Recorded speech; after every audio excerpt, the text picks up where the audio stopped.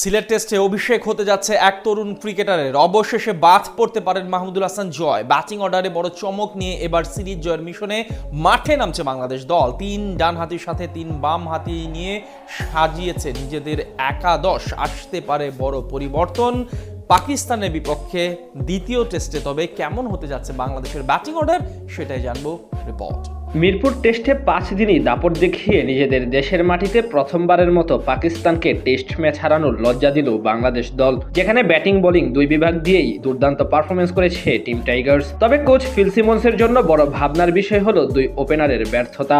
দলের সবাই কম বেশি অবদান রাখলেও দুই ওপেনার মাহমুদুল হাসান জয় এবং সাদমান ইসলাম দুজনই ছিলেন পুরোপুরি ব্যর্থ। তাই সিলেটে সিরিজ জয়ের মিশনে মাঠে নামার আগে একাদশে ব্যাটিং অর্ডারে আসতে পারে পরিবর্তন। দীর্ঘদিন ধরেই জাতীয় দলের সাথে থাকলেও সাদা পোশাকে এখন অব্দি ধারাবাহিক হতে পারেননি মাহমুদুল হাসান জয়। কালে ভাদ্রে তার কাছ থেকে আসে বড় ইনিংস। শান মাসুদদের বিপক্ষে প্রথম টেস্টেও তার পারফরমেন্স ছিল প্রশ্নবিদ্ধ। সেখান থেকে জয়ের বাদ পড়ার সম্ভাবনা বেশি। তার জায়গায় কে সুযোগ পাবেন সেটাই অবশ্য সবচেয়ে বড় প্রশ্ন। ঘরোয়া লিগে রান বন্যা তৈরি করা অমিত হাসান প্রথমবারের মতো ডাক পেয়েছেন জাতীয় দলের স্কোয়াডে। অন্যদিকে রঙিন পোশাকের নিয়মিত ওপেনার তানজিদ তামিমকে রাখা হয়েছে এই সিরিজে। তাদের মধ্যে যে কারো একজনের অভিষেক হতে পারে সিলেটে। সেখানে আপাত দৃষ্টিতে অমিতের এগিয়ে থাকার সম্ভাবনা বেশি। একে তো টপ অর্ডারে টানা 3 জন বামহাতি, তার মধ্যে একজন ডানহাতি কম্বিনেশন খুঁজতে গেলে অমিতকে রাখতে হবে, কারণ তানজিদ তামিম নিজেও একজন লেফট হ্যান্ডেড ব্যাটসম্যান। অমিত প্রথম শ্রেণীর ক্রিকেটে 49 ম্যাচে করেছেন 3650 রান, গড় প্রায় 50 ছুঁই।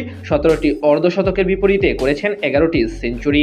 এখান থেকেই মূলত এই ব্যাটারের অভিষেক হওয়ার চান্স বেশি সিলেটে। তার সঙ্গী হিসেবে আরও একবার টিকে যেতে পারেন বামহাতি সাদমান ইসলাম। মিরপুরে তিনি ভালো না করলেও সাম্প্রতিক সময়ের পারফরমেন্স একেবারে নেতিবাচক নয়। 3 নম্বর পজিশনে থাকতে পারেন গেল ম্যাচের নায়ক অধিনায়ক নাজমুল হোসেন শান্ত। পাকিস্তানের বিপক্ষে প্রথম টেস্টে দুর্দান্ত ছিলেন এই ব্যাটার। প্রথম ইনিংসে ক্যারিয়ারের 9ম সেঞ্চুরি করার পর দ্বিতীয় ইনিংসে করেন 87 রান। তাই এই ম্যাচও তার উপর বাড়তি দায়িত্ব এবং নজর থাকবে সবার। মিডল অর্ডারে অন্যতম ভরসার নাম মুমিনুল হক সৌরভ। অভিজ্ঞ এই বামহাতি প্রথম ম্যাচে হাঁকিয়েছিলেন জোড়া অর্ধশতক, যেখানে একটি ছিল 91 রানের ইনিংস। তাই তার কাছেও সিলেট টেস্টে বাড়তি প্রত্যাশা থাকবে সকলের। তার সঙ্গে মুশফিকুর রহিমের কাছ থেকেও ভালো কিছু দেখার অপেক্ষায় তার ভক্তরা। ফিল সিমন্সের ব্যাটিং অর্ডারের অন্যতম বড় আস্থার নাম এটি।